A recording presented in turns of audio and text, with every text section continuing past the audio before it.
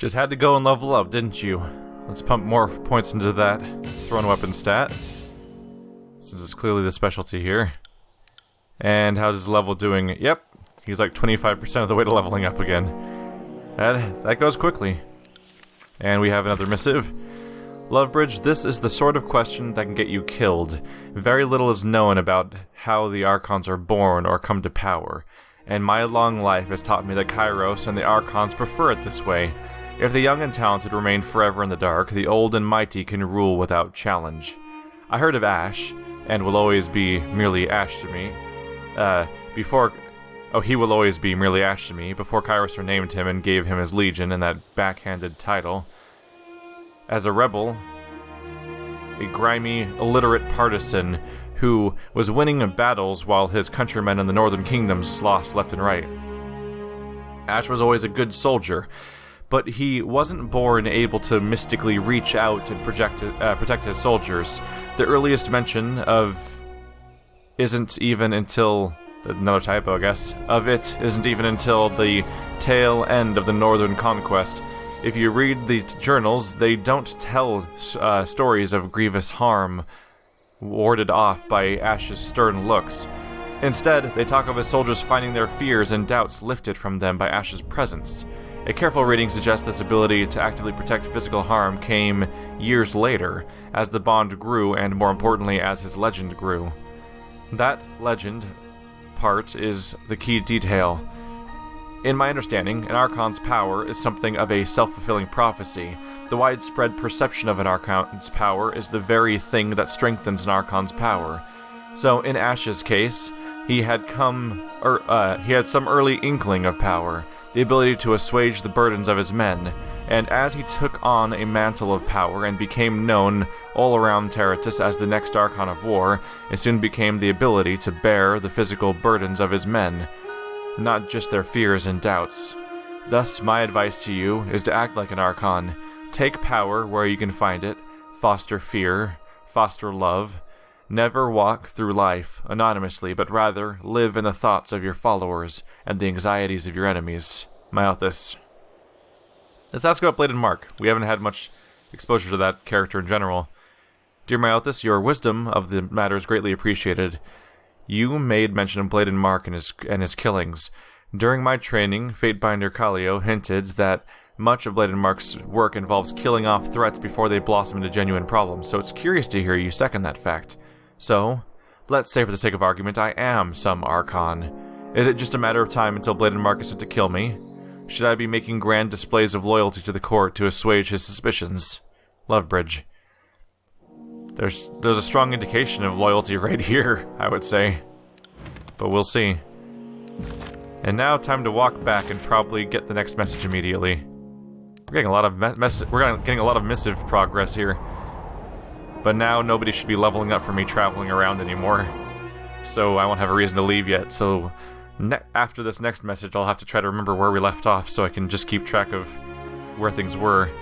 Because I'll be like, oh, a message is happening. Hi. My dear Fatebinder, it is a poorly kept secret that Blade and Mark's job is more about killing threats before they become a problem. Official executions are really the minority of his duties. As I understand it, Kairos has long used Blade and Mark as a preventative measure.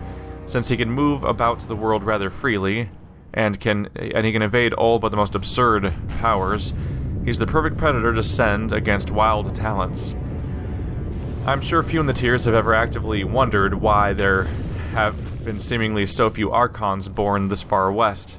I'm sure folks with the potential to be Archons have occurred in the tiers from time and time again, but they're usually cut down by Mark before the world hears of them.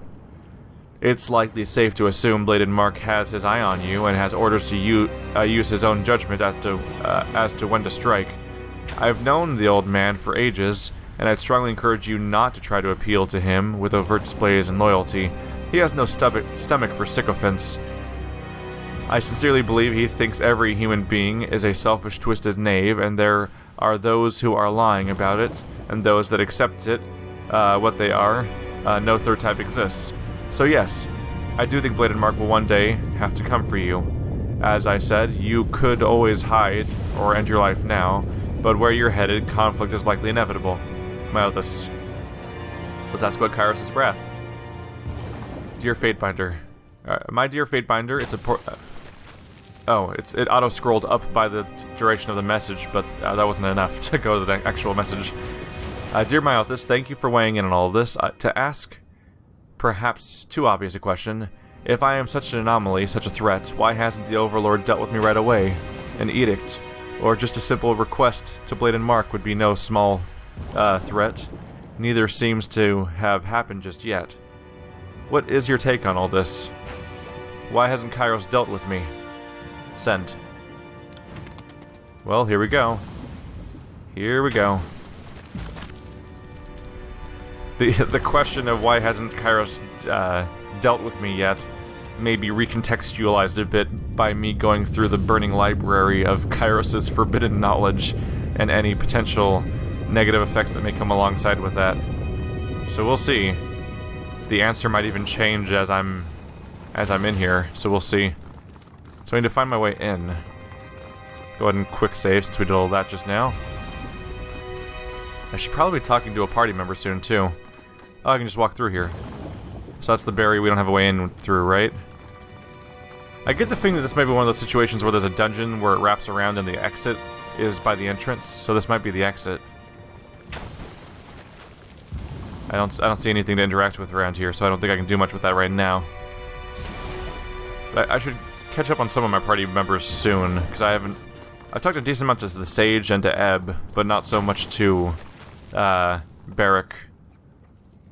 Yeah, or our new singer either. We've talked to her more before she joined the party than after, but I think I've basically not talked to Barrack at all. It's hard to find the time for it, because as I've said before, the timing of party dialogue, the pacing of it is weird, where they just dump all of it on you immediately and you have a billion conversations you can have with them. I'm like, this is excessive. It's like, I could talk to this one character for 2 hours if I want to. When do I slip that into my playthrough? This passageway has been blocked by a magical field. It isn't clear how one might remove it. What's interesting is it clearly has the symbols of all the different cores of magic. At least a lot of the ones I've seen before, like that's the healing one right there. This is what happens when masters of warding magics compare notes for centuries. Regular doors and boring locks fall out of fashion. I was hoping the Edict of Fire had done us a favor and burnt away these barriers, but we're not so lucky. There's a sequence to lower the barriers, but as custom and paranoia dictate, the sages use different sequences every day, and I'm guessing whomever set this one is long gone, likely dead. We'll need to look for something that might help. I have never encountered a barrier that didn't respond to fire or a hard bludgeoning, but I'll take your word for it. I don't know, we could try a hard bludgeoning if we want. What's this update here? Find a way past the magic barrier. We need to find a way to dispel it. It's interesting, it just flat out has floating icons of all these different spells on it. Does anything happen if I just take like a lightning spell and target it over there? I guess I can't target the ground, really. So that kind of complicates the entire issue. What's the... oh, scrolls. What? Why was there a fish there? I don't think that's an unreasonable question. Why was there a fish there? Kairos' edict has transformed this floor into a molten lake of fire. Why did that suddenly happen? Lantry stops suddenly and looks around, his eyes wide. I almost didn't recognize it. He points southeast down the hall. This is where we made parchment. There used to be dozens of hides stretched out on enormous drying racks. Filthy piles of goat hair, vats of rendering fat. Quite a busy workshop we had going. And it also happened to smell like diseased pigs defecating on burning goats. That I don't miss. So we're gonna get a lot of dialogue from him, probably, now that we're here. Kairos' Edict of Fire has transformed this floor into a molten lake of fire. Had the sages more time to prepare, larger swaths of the library would have been saved. This place is a mess, isn't it? Oh. Hello.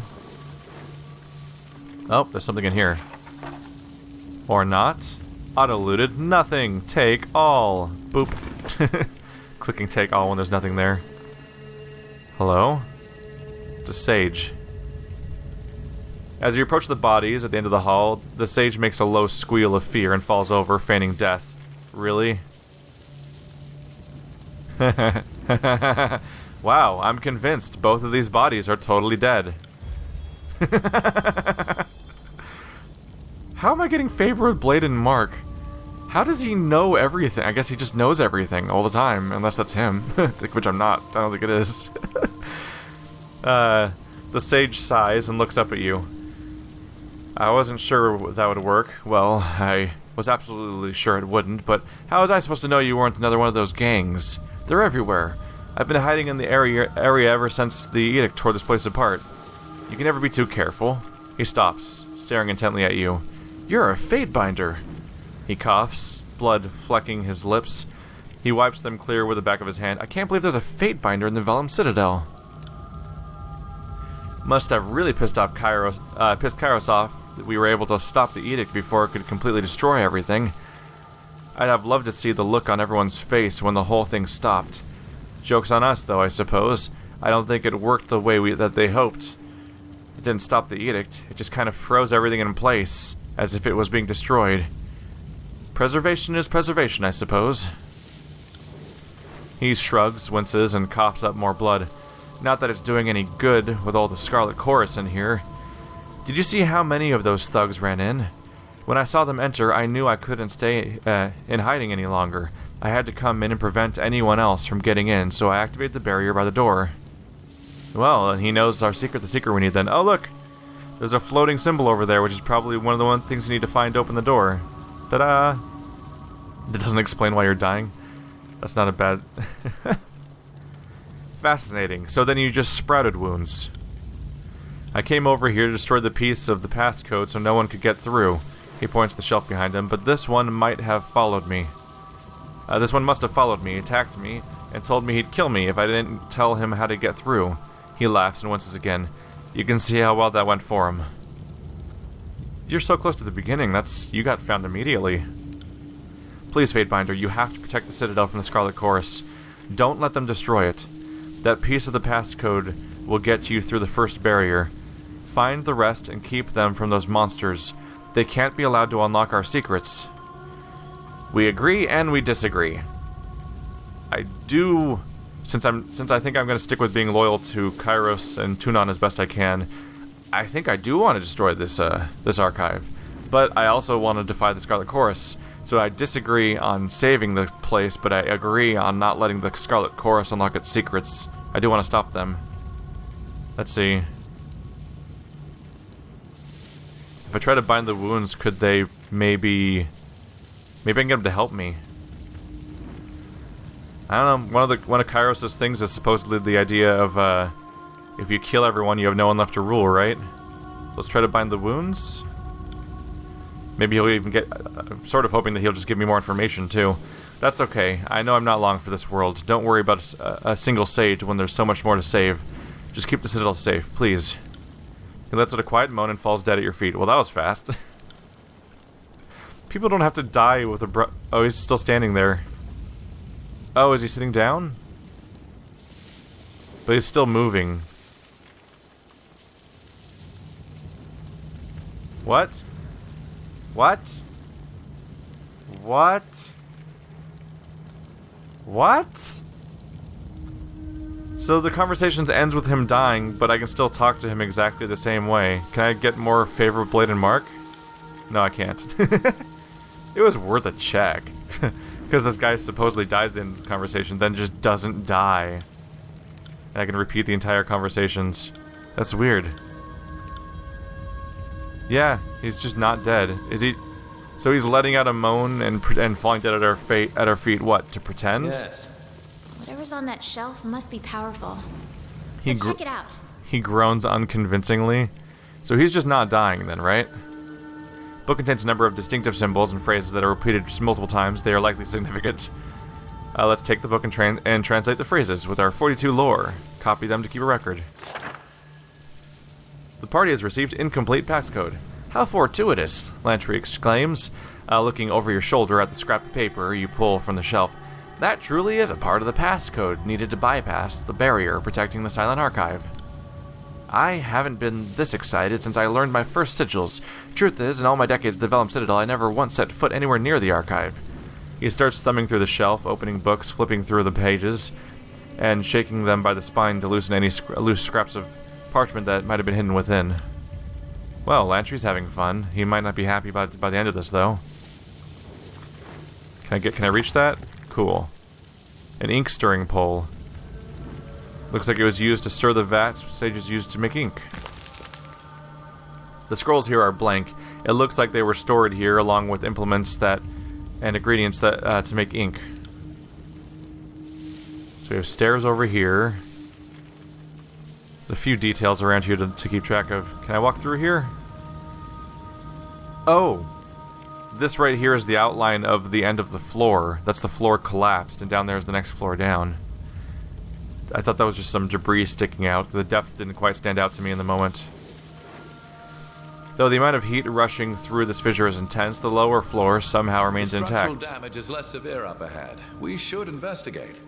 It isn't clear why the library hasn't been wholly consumed by lava. Magic! Ooh! How do I get anywhere? Aren't I kind of blocked here? Have we made progress with this thing at all? Ah.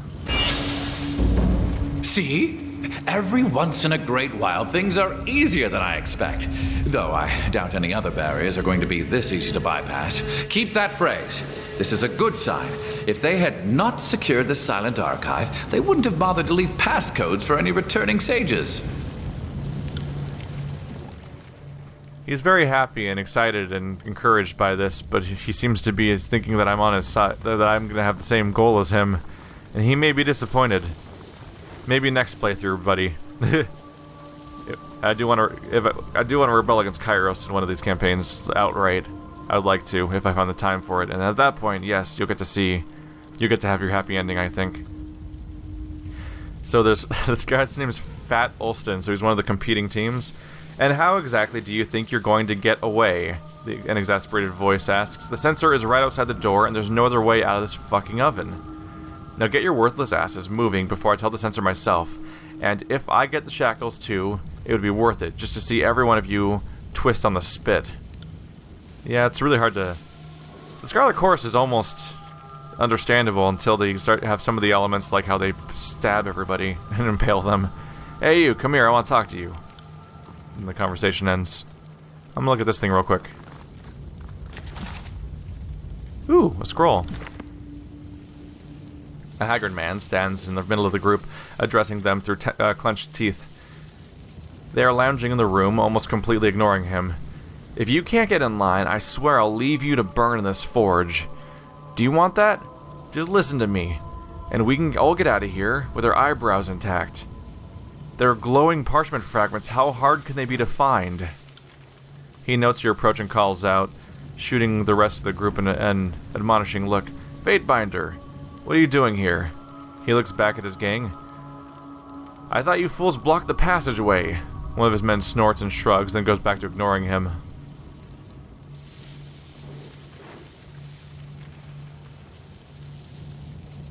My business is my own. I meant no offense, Fatebinder. It's just I'm surprised to see you here. I thought maybe the censor sent more people to find the Silent Archive. He opens his mouth again, seeming about to say something, then closes it again with a loud clack. Ooh. That guild apprentice requirement not met. It's taunting me about other introductions I could have done. Do you need anything else?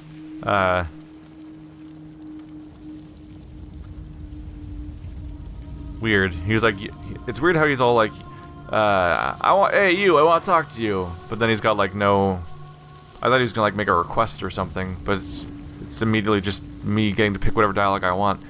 So what's so special about the archive? It's the heart of the Vellum Citadel. They say the most valuable records are stored there. Books that only the senior sages knew about before the Cataclysm. The Voices Nora wants to destroy it so Kairos' wrath against the sages is complete.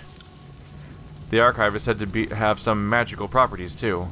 Ulsten frowns. Supposedly the archive is the sole reason the library is still standing. I don't know, we're just looking for it. Tell me about this contest. He looks at his men, who stare blankly. I assumed you knew. Why else would the censor have let you in? He shrugs absent-mindedly, scratching his armpit. She put us in here to compete. We're supposed to find the silent archive, and it isn't just like the chorus to have a contest that gets a score with decent soldiers killed. Oh, and isn't it just like the chorus to have a contest that gets a score of decent soldiers killed? Yeah, it's really shitty, reckless, stupid behavior. Which is why we're bent on finding the archive first. He glanced at his crew, rather, we were bent on finding it. This lot are squeamish as babes who don't want to singe their hair on their toes. Haven't even found a single piece of the passcode. We blocked the passage so no one could follow us, and then sat down and they refused to move. So they're just hiding in here? Or did they get a spell cast on them that makes them so apathetic? Because that could almost be reasonable. Let's see. I have athletics and subterfuge approaches I can make, or I can attack them. Wow. I said I'm going to win this I can say that I'm going to win the contest by just killing everyone. I can say this group's only going to hamstring you, so I'll kill them and let you go. Or above that, let's see. Athletics. You guys are pathetic. Leader gave you an order. You should follow before there's trouble, so the usual intimidation tactic. Then 2 subterfuge options. So I can say, wouldn't you rather press on alone? Or... Whoa. I can say Ulsten seems like a real pushover. I can encourage his team to kill Ulsten. Wow. So many options here. I'm gonna say you're being held back by these louts. Wouldn't you rather press forward alone? He scratches his head in contemplation. I always assumed I was meant for something better than this pile of shit. Anyone can be a leader, but it takes a real man to be his own master. I will find the silent archive by myself. Why is everyone going with him? What? Oh, everyone disappeared. That's even weirder. What? Oh. Chill out for a second, guys. Spotted something. Got a thing to worry about. Everyone gets subterfuge skills. There we go. Can I go up there? I can, actually. It's all... okay. I got it. Everything's fine. It's a good thing this guy's really good at subterfuge, or I'd be running into a lot of traps. And that would just be a problem I have to deal with all the time. No. A lot of chorus people everywhere. Gaptooth, there's someone out here. The sigh carries all the way out to you. Then tell them to get their asses in here. Get your asses in there. Gaptooth wants to talk to you. That's what the last guy said. Barely even had anything come of that. There's a scroll. I'm gonna ignore them for a little while. What's that? Go discuss things with Gaptooth. Don't try to go any further, there'll be trouble. Oh, the person all the way up there? How is he even talking to me? They're on a different floor. They're on a floor above me. This guy has no line of sight to me. They can't see shit. What's this? Broken wall? You can push it over, or use the pole. So the pole probably lets people with that don't have the athletics skill to do it, but of course I want to use my athletics skill to get the skill modifier. But I should probably talk to Gaptooth first, just in case they'll attack me. Although that would make it easier to beat them to the end, because obviously I'd win. And that's one less problem to deal with. Spotted something. But I wasn't as somebody who's trying to play the Fatebinder more or less as a straight thing, I wasn't really intending on outright attacking a Scarlet Chorus character like I had a chance to a moment ago. Arcane Scroll is decorated with magic symbols, can impart arcane knowledge if somebody properly studied it. We can interpret the symbols, study the symbols to expand your spellcasting capability. Sigil of Strength 2! Oh shit, that's a big deal. It's really expensive. It's really expensive, but it means the spells could be stronger. That'd be a big deal. 26, 29% health. Yeah. And he can afford that actually, so boop. Can I upgrade any of the other glyphs I have on this thing right now? I can almost do bonus distance, which isn't that big of a deal. Bonus accuracy, is that worth it on a allied spell? Not sure if it is. Let's see. So it's going from 20 to 30. So any skill that's Any skill that's 84 or less I can upgrade right now. So I'll do that. Update. Should be all of them, more or less. That should be able to be updated, I think. No. Oh, he didn't have a skill modifier on this one, did he? It already cost 75. He can't even afford the normal one yet. Is that one currently activated on it? That's why, because I have volcanic weapon on it. This is accuracy. I'll just wait a little bit. If he gets slightly more skill, he'll be able to update that skill. Not yet, but I can give him the normal sigil of strength. That one's already... Yeah. So both of his healing skills have gotten more powerful. And I think he's got... I think he currently has every version of his 3 schools active right now. Healing, Vigor, and Illusion. Yeah, he's got 2 variations of each right now, so I think his next slot isn't ready to be used yet. Because I don't really want to give him attack spells necessarily. It's at risk of muddying the waters. This guy could probably be upgraded. Nope. Has to already have the previous one equipped, otherwise it can't make the jump. Eh, she can get stronger heal at least. That's not bad. Might even be able to reduce the cooldown. Yeah. Oopsie. Okay, I got a little muddied for a second there. Update, there we go.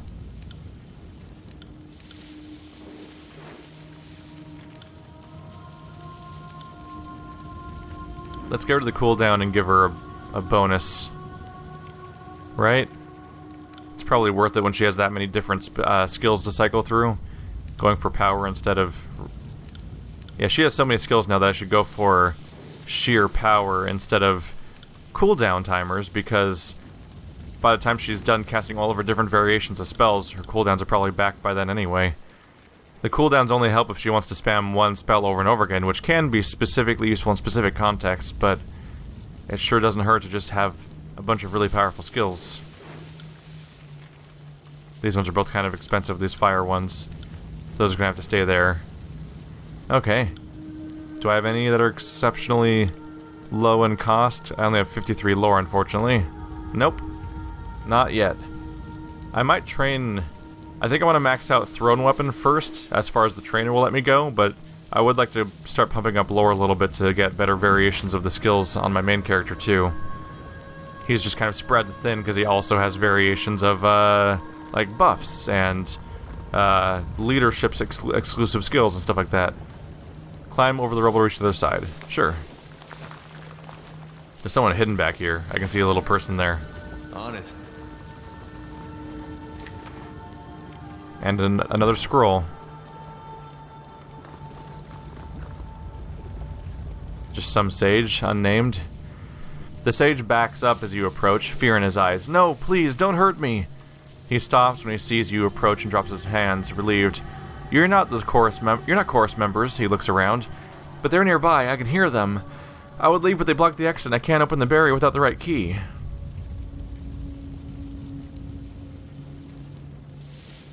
Could just remove them. I can't say you're free to go. The way is clear because as soon as he goes outside, there's just more Scarlet Chorus out there. So I either can attack him or leave him. So I'm just gonna leave. If they're not gonna fight me, I'm just gonna move on. I wish that I could. I would have preferred to have more options because I'd like to have. I would like to have. God damn! Why can't I remember her name today? What is her name? Siren, right? Siren. I immediately remembered it as I was starting to highlight her. I would have preferred to have Siren interrogate him. Interesting. Because Siren could have figured out where another sigil was or something. But instead it's just, oh, kill or leave. Those are your options. Oh, I just did that with Siren. Why did I do that? Whoops. Probably because I was thinking about her and I just clicked on her because I was saying her name out loud. That's a lot. This path slopes upward and out of the ruins, but has been permanently buried underneath volcanic rock. Without advance warning of Kairos' edict, the sages were unable to secure the library's exits. Waves of heat hit you as you lean over to look upon the lake of lava far below. Yeah, it seems like Siren should be able to get information from each individual sage about where we can get more pieces of the passcode, but instead, she's just kind of squandered here a bit.